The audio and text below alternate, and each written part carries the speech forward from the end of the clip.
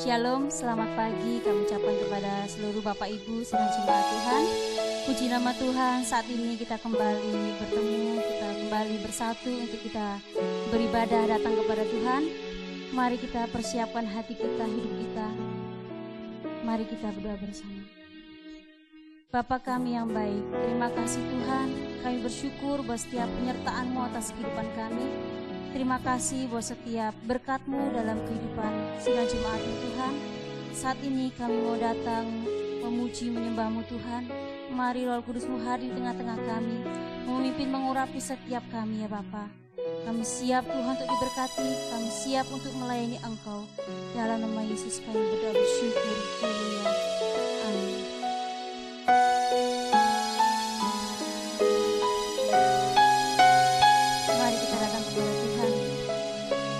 Yang terindah, Allah yang senantiasa hadir dalam setiap kehidupan kita.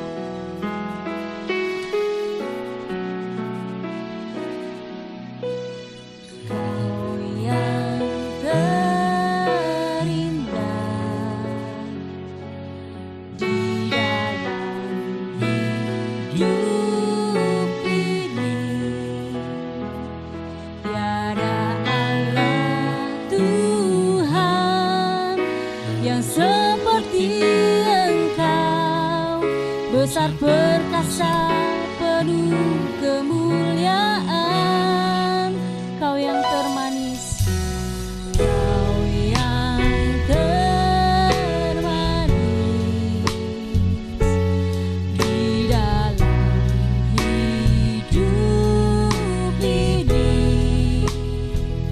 Ku cinta Kau dari segalanya, kepadaku sembah Kau ya Allahku. Ku tinggikan nama-Mu selalu, tiada lutut yang bertelut menyembah Yesus Tuhan berjatuh. Katakan kembali, Kau yang terindah, yang terindah di dalam hidup ini.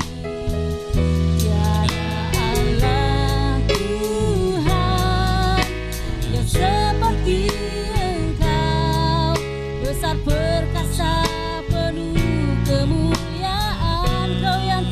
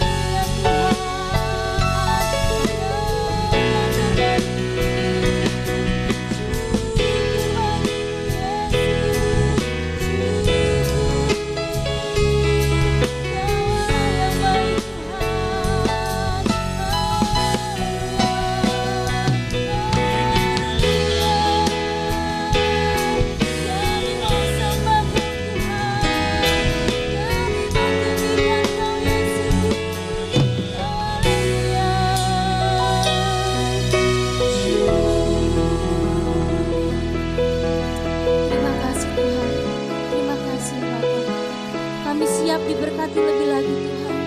Kami siap lebih lagi dipenuhi dengan Roh-Mu Tuhan. Terima kasih Tuhan.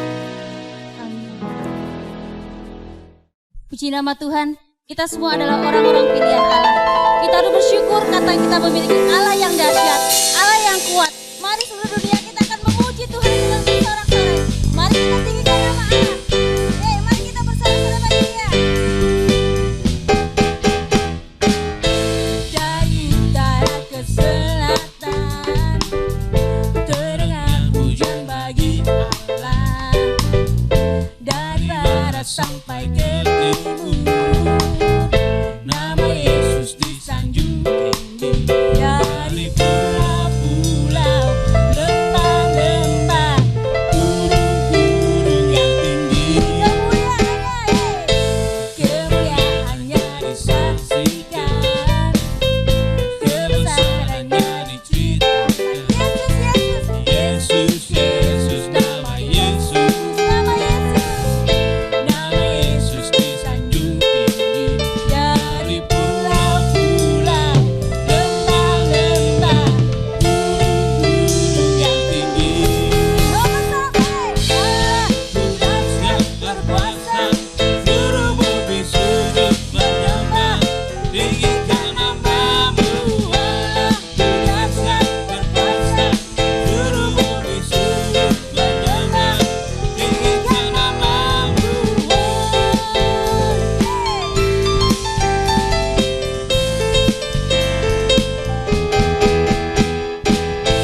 Dari utara ke selatan terdengar pujian bagi Allah. Dari barat sampai ke timur, nama Yesus disanjung tinggi. Dari pulau-pulau, lembah-lembah, gunung-gunung yang tinggi, kemuliaannya disaksikan, kebesarannya diceritakan. Yesus, Yesus, nama Yesus disanjung tinggi. Dari pulau-pulau, lembah-lembah, gunung-gunung yang tinggi. Allah dahsyat berkuasa, seluruh bumi sujud menyembah, tinggikan nama-Mu. Allah dahsyat berkuasa, seluruh bumi sujud menyembah, tinggikan nama-Mu. Allah dahsyat berkuasa, seluruh bumi sujud menyembah, tinggikan nama-Mu. Allah dahsyat berkuasa, seluruh bumi sujud menyembah, tinggikan nama-Mu. Tinggikan nama-Mu. Tinggikan nama-Mu. Aku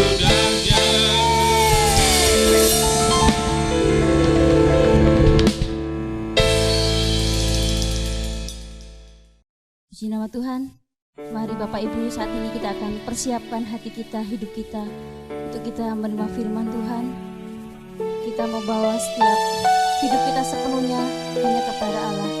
Fokuskan setiap hidup kita, pikiran kita, hati kita hanya kepada Allah. Yesus, terima kasih. Yesus, kasih. Abba Bapa, Abba Bapa, Kau segalanya, Kau segalanya.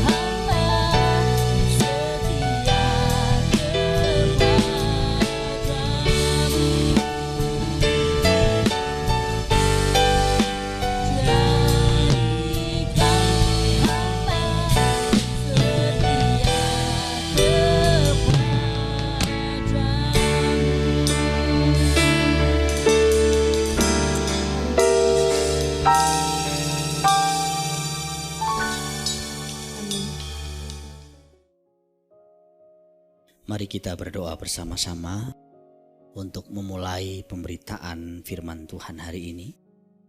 Bapa kami yang di surga, terima kasih untuk kesempatan di mana kami boleh beribadah. Kami boleh memuji-muji, mengagungkan nama-Mu. Berkati pemberitaan firman-Mu, urapi hamba-Mu yang Kau telah persiapkan untuk boleh menyampaikan isi hati-Mu.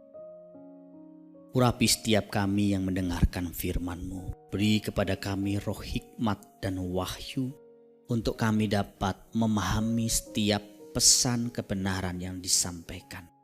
Terima kasih Bapa, di dalam nama Tuhan Yesus Kristus kami mengucap syukur, kami berdoa. Amin. Shalom, selamat pagi Bapak Ibu Saudaraku sekalian. Apa yang saya sampaikan hari ini masih melanjutkan pembahasan minggu lalu tentang berkat orang yang bermurah hati. Diambil dari Matius pasal 5 ayat yang ke-7.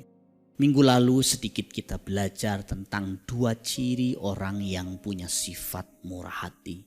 Ciri pertama, orang tersebut mudah memberi, dan ciri yang kedua, tidak mudah menghakimi. Mudah memberi di sana punya 2 arti, memberi dalam arti materi atau pertolongan untuk orang lain, dan memberi pengampunan bagi orang yang mengecewakannya. Tuhan mau kita punya sifat murah hati dan mengembangkan sikap demikian. Mudah memberi baik materi, pertolongan atau pengampunan, dan tidak mudah menghakimi orang lain. Kita perlu punya fondasi yang benar, baik memberi maupun mengampuni Bapak Ibu Saudaraku sekalian. Baik memberi dalam arti materi maupun memberi dalam arti pengampunan. Dasar kita mengampuni orang yang bersalah kepada kita bukan besar kecilnya kesalahan orang sama kita. Itu perlu kita mengerti dulu. Bukan karena orang salah sama kita sudah terlalu besar, terlalu banyak, maka kita menolak mengampuni atau memaafkan. Bukan karena kecilnya masalah atau kesalahan orang lain sama kita, kita baru memaafkan. Bukan begitu. Kristus tidak mengajarkan seperti itu.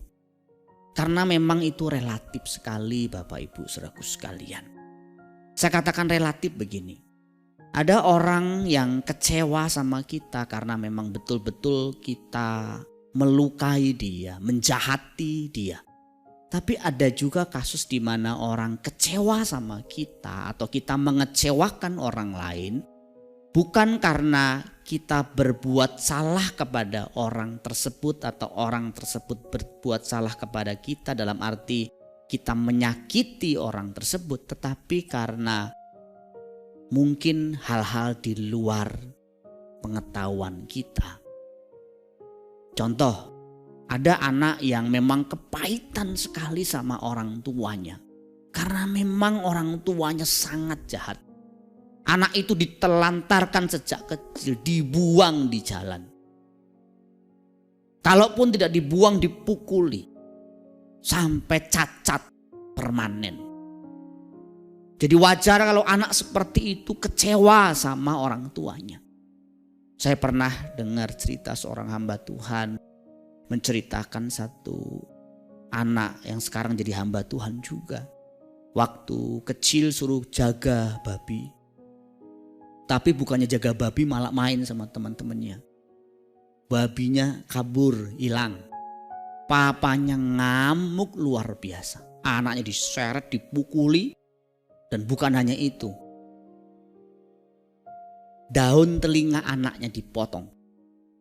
Dijejelin di mulut anaknya dan bilang, makan nih telinga kamu. Kamu gak dengar-dengaran. Anak itu begitu kepahitan sama bapaknya. Dan kalau besar dia mau bunuh bapaknya. Di retret dia dilayani dan dia bisa mengampuni, dan termasuk ada bapaknya di sana. Puji Tuhan. Kesalahan bapaknya fatal, jadi ada dasar, ada alasan yang kuat untuk dia membenci bapaknya sampai mati. Tapi ada juga anak-anak yang benci bapaknya sampai mati. Hanya gara-gara misalnya bapaknya lupa janji. Bapaknya mungkin tidak sanggup menyekolahkan dia. Atau membedakan dia dengan adik atau dengan kokonya. Bukan kesalahan dalam arti jahat. Tetapi karena ketidakmampuan, kekurangan atau kelemahan bapaknya atau ibunya. Anak itu benci, kecewa sampai mati. Ada juga begitu.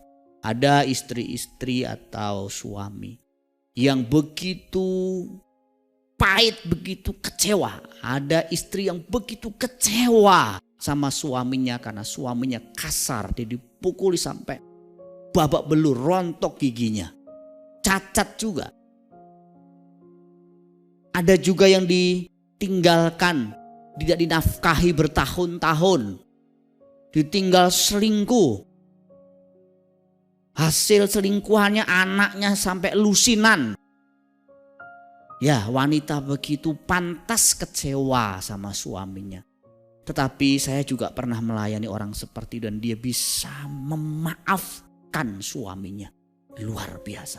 Karena Tuhan yang memampukan dia. Tapi ada juga istri-istri yang begitu kecewa dengan suaminya dan memilih untuk meninggalkan suaminya. Hanya karena dibohongi suaminya. Karena suaminya tidak bisa membelikan apa yang dimintanya. Sebaliknya ada suami-suami yang ceraikan istrinya hanya karena istrinya masak tidak enak. Sudah tidak langsing lagi, sekarang langsung atau gendut. Pengen punya anak laki-laki, ternyata yang lahir perempuan terus. Jadi relatif besar kecilnya kesalahan orang sama kita.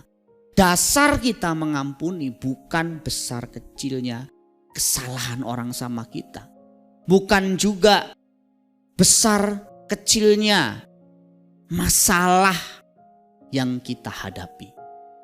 Tetapi dasar kita mengampuni adalah, dasar kita kepahitan adalah karena kita menjauhkan diri dari kasih karunia Tuhan.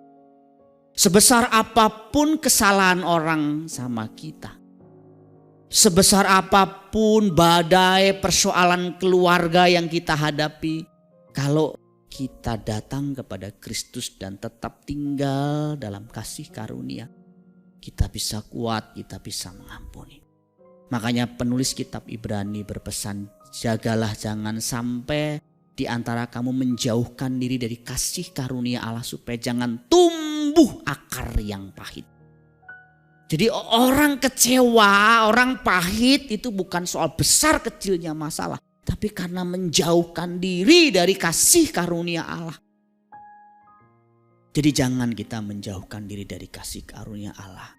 Suami harus mendekat dengan Tuhan. Istri harus mendekat dengan Tuhan. Anak-anak, keluarga harus mendekat dengan Tuhan. Sehingga masalah sebesar apapun bisa diselesaikan.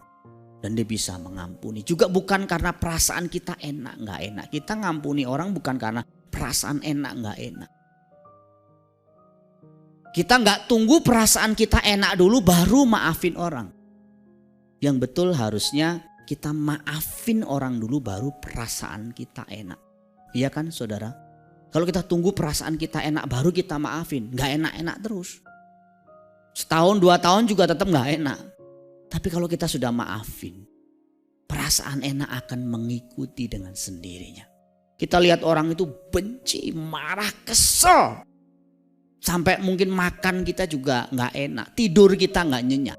Tapi waktu kita belajar memaafkan, mengampuni.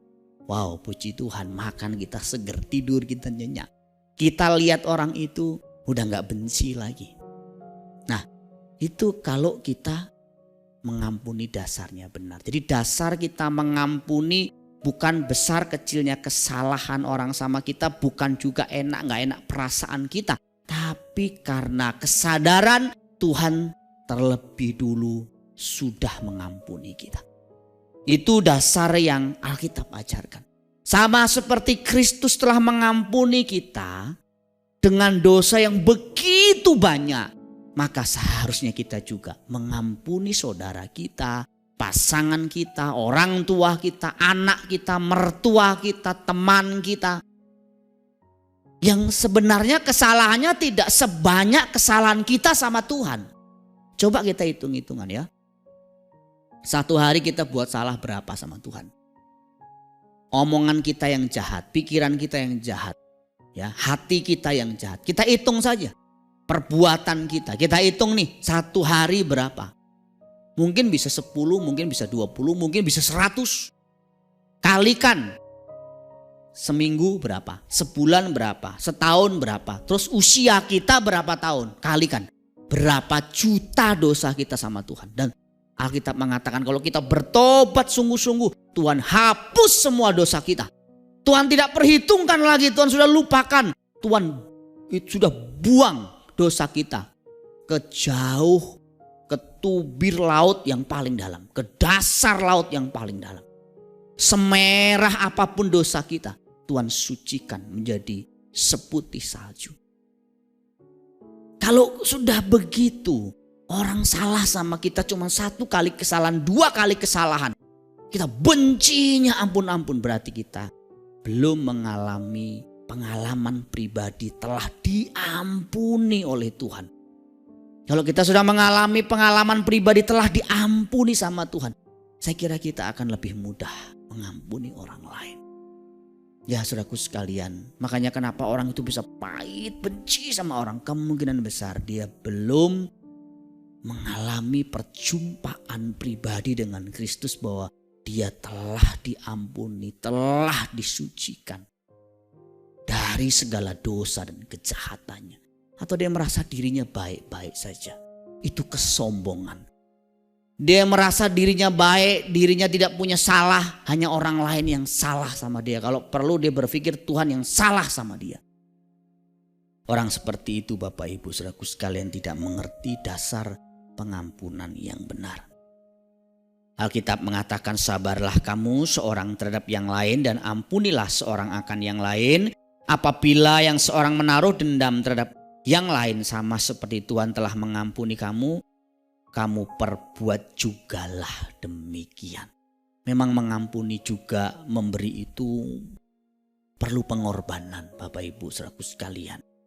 Ada rasa sakit dari mengampuni. Karena rata-rata kita mau membalas. Enak dong, dia sudah sakiti saya berkali-kali, saya belum balas. Udah disuruh mengampuni. Dia sudah tampar pipi kanan saya mau tampar juga dong pipi dia. Tapi ajaran Kristus tidak seperti itu Bapak Ibu saudaraku sekalian. Tuhan mau kita punya sifat ilahi, punya sifat Kristus. Bukan saja kita tidak membalas kejahatannya, tetapi bahkan diperintahkan untuk membalas kejahatan orang tersebut dengan kebaikan. Alfred Plummer pernah mengatakan membalas kebaikan dengan kejahatan adalah sifat iblis. Jadi memang ada orang punya sifat iblis. Orang baik sama dia dibalas dengan kejahatan.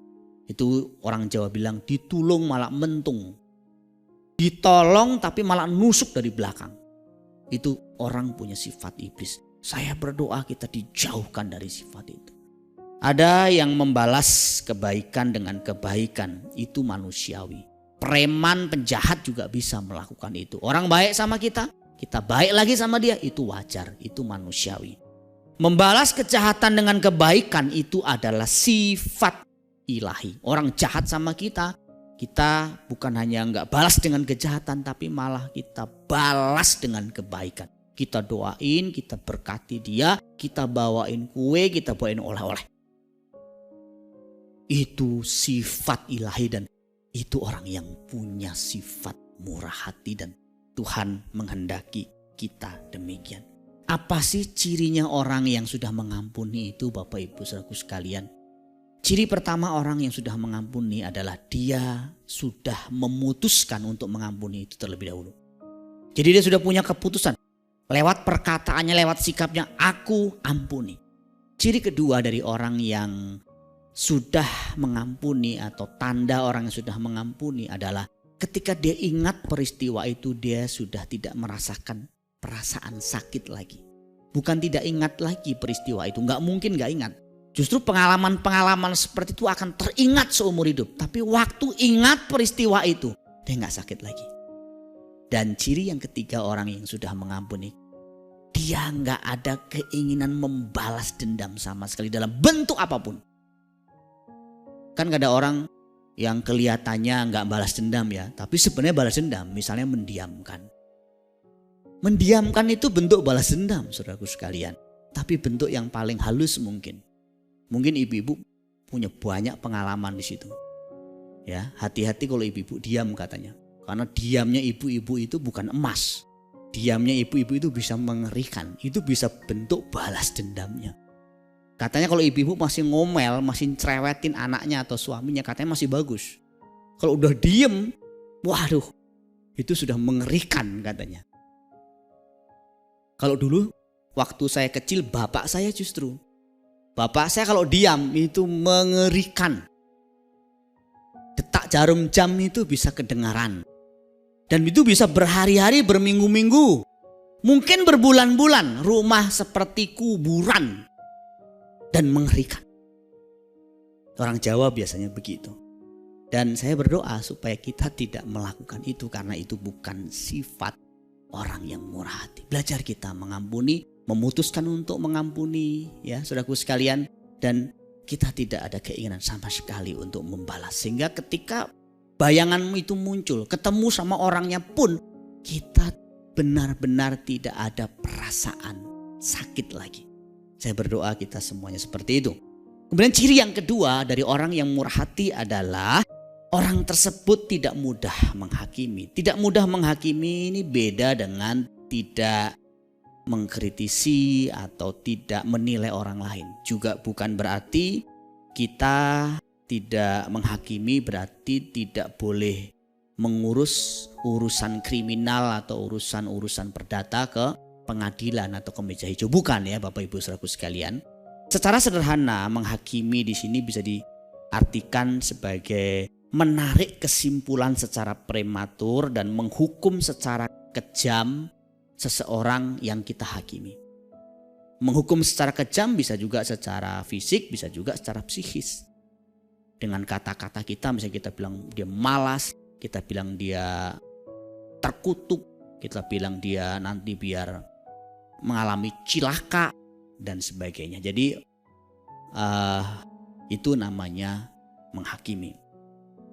Mengapa kita nggak boleh menghakimi? Kan Tuhan sendiri mengatakan memang jangan kamu menghakimi supaya kamu tidak dihakimi. Di bagian lain Tuhan Yesus mengatakan jangan menghakimi menurut apa yang nampak, tapi hakimilah dengan adil. Pertanyaannya, bisa nggak kita menghakimi dengan adil? Nggak bisa Bapak Ibu saudaraku sekalian.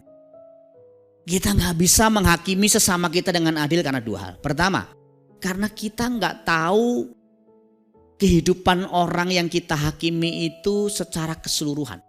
24 jam kita nggak tahu. Kita hanya tahu semenit, 2 menit, 1 jam, 2 jam. Yang muncul di permukaan yang kita lihat yang mungkin salahnya saja. Yang jeleknya saja, kita nggak tahu yang baik-baiknya. Saya kasih contoh. Misalnya ada ibu-ibu yang setiap jam 12 siang update status. Atau dia ya upload foto-foto dia yang jalan-jalan di mall. Atau lagi santai nonton TV, nonton drakor. Mungkin secara spontan kita kasih penghakiman. Ibu-ibu malas tuh jam segini nonton drakor atau upload foto melulu, update status melulu kerjanya. Kita kan nggak tahu sebenarnya dari pagi, dari jam 4 mungkin dia bangun. Dia urus ini dan itu, urus keluarganya, nyapu, ngepel, masak, belanja ke pasar. Sampai jam 12 teng, baru deh sedikit bisa rehat, update status. Udah begitu deh 15 menit kemudian dia lanjut lagi ngurus anaknya yang mungkin lagi sekolah atau pulang sekolah. Persiapan untuk masak, suami sore hari, macem-macem itu. Sampai larut malam. Jadi kita kan nggak tahu. Kalau kita nggak tahu, kita nggak bisa menghakimi orang tersebut sebagai orang yang malas, kurang kerjaan dan sebagainya. Karena kita hanya tahu sebentar saja, sekilas saja. Yang kedua, kita tidak tahu motif terdalam, kita nggak tahu isi hatinya, kita nggak tahu isi pikirannya. Wah, itu lebih ribet lagi. Hanya Tuhan yang tahu isi hati seseorang. Misalnya orang itu kita undang ke pesta ulang tahun kita, dia nggak datang. Ya mungkin dia punya hal-hal lain yang kita nggak tahu dan juga punya motif tertentu yang kita nggak tahu juga. Jadi ada banyak hal yang kita memang tidak tahu baik secara keseluruhan maupun yang paling dalam-dalamnya. Hatinya, motivasinya, pikirannya kita nggak tahu. Jadi kalau kita seperti itu, kita harusnya tidak cepat menghakimi, ya saudaraku sekalian. Saya ceritakan satu ilustrasi yang mungkin bisa menggambarkan perpaduan dari sifat ini sebagai penutup dari khotbah saya hari ini. Minggu depan kita baru akan membahas tentang berkat apa yang Tuhan sediakan untuk orang yang punya sifat murah hati ini. Ada seorang bernama Tono dan David. Mereka sahabat dekat. Mereka sudah komitmen bahwa kalau satu punya masalah akan cerita kepada yang lain. Satu kali Tono datang kepada David dan menceritakan masalahnya. Dia punya keperluan mendesak, dia mau pinjam uang untuk beli obat mamanya, tebus obat mamanya. David ini sebagai seorang sahabat dekat dan orang yang punya sifat murah hati langsung berespon, ya saya akan usahakan. Singkat cerita, malam itu mereka pulang dan besok ditunggu sama Tono sampai siang hari belum ada kabar. Kemudian Tono mencoba menghubungi David tapi nomor teleponnya nonaktif.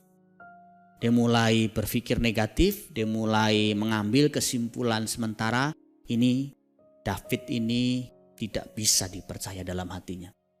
Aku nyesel ngomong sama dia begini. Akhirnya sampai sore dihubungi tetap gak bisa. Tiap 2 jam dihubungi gak bisa. Sampai akhirnya sore hari Tono nyusul ke rumah David. David baru saja pulang kerja, selesai mandi dan dia keluar dari rumahnya dan mungkin mau pergi ke rumah Tono. Singkat cerita, Tono marah, dia ngamuk-ngamuk, dia ngomong sama David, kamu ya kurang ajar kamu sebagai teman ya. Kamu itu kalau ngomong apa adanya dari kemarin saya gak akan andalin kamu. Kamu saya hubungi dari pagi gak bisa. Sementara saya sudah kasih tahu saya butuh banget duit itu untuk tebus obat. Dan sambil diomelin, si David hanya diam. Dia tidak membalas apa-apa. Akhirnya setelah Tono mengungkapkan kemarahannya, makiannya. Ya sebagai sahabat kadang-kadang bisa begitu kan. Baru si David ngomong, boleh aku bicara? Begini, waktu kamu kemarin bilang bahwa kamu butuh uang, sebenarnya saya tidak punya uang sama sekali. Tapi saya akan berusaha sebisa mungkin mendapatkan uang itu untuk obat, tebus obat mamamu. Dan benda yang saya bisa uangkan, harta yang bisa saya uangkan cuman HP saya. Itu sebabnya waktu saya masuk kerja di kantor saya titip ke counter teman saya, nanti saya bilang saya ambil sore kalau sudah laku. Dan ini duitnya. Saya mau bawa ke tempat kamu. Tapi kamu sudah keburu datang, kamu marah-marah. Singkat cerita, Tono merasa bersalah dan dia meminta maaf.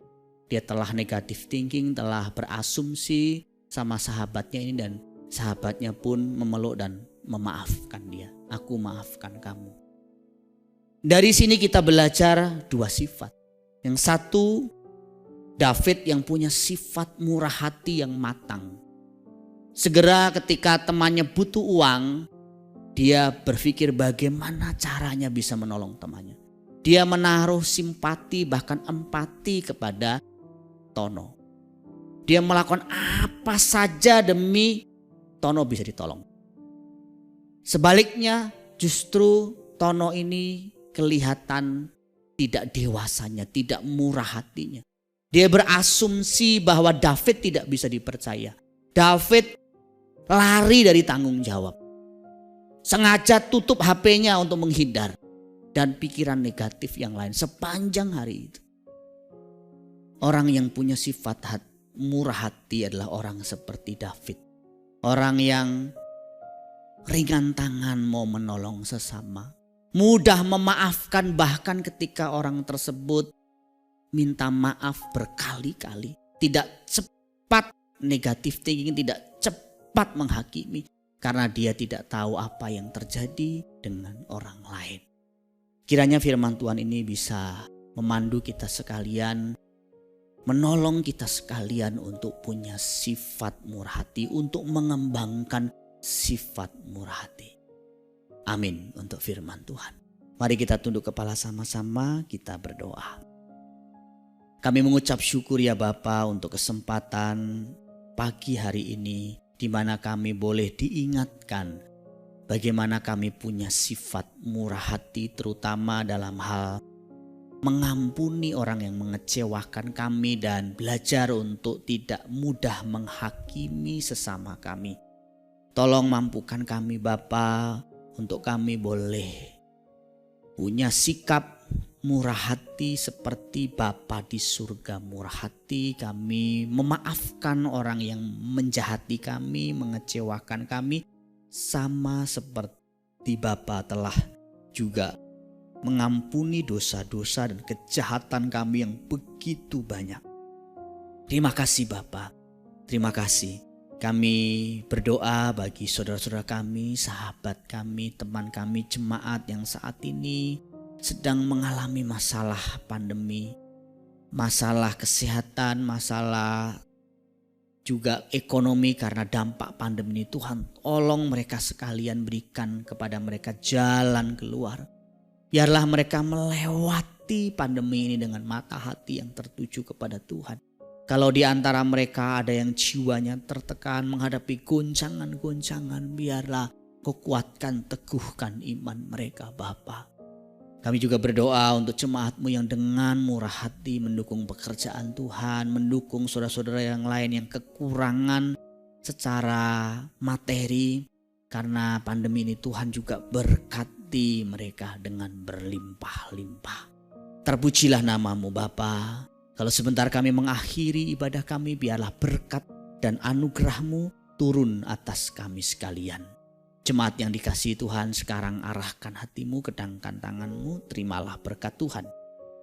Tuhan memberkati engkau dan melindungi engkau.